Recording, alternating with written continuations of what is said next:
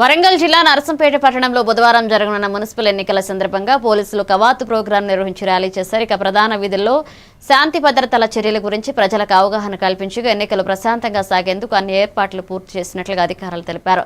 పోలీసులు ఓటర్లు సురక్షితంగా తమ ఓటు హక్కును వినియోగించుకోవాలన్నారు. ఈ కార్యక్రమంలో Warangal east zone DCP, Narsampet పట్టణ ఏసీపీ, పలు జిల్లాల ఏసీపీలు, సీఐలు, ఎస్ఐలు పాల్గొన్నారు.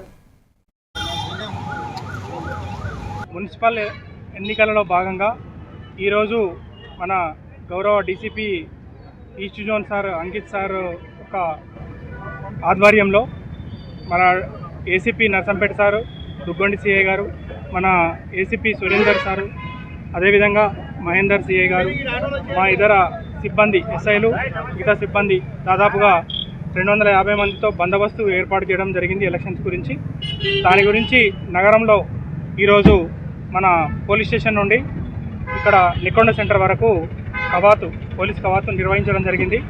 ఇది కేవలం శాంతి భద్రతల దృష్ట్యా నగరంలో మన గౌరవ CP sir Sanchit Singh sir 183 BNS ప్రకారంగా 193 బిఎన్ఎస్ ప్రకారంగా నిషేధాజ్ఞలు అమల్లో ఉంటాయి.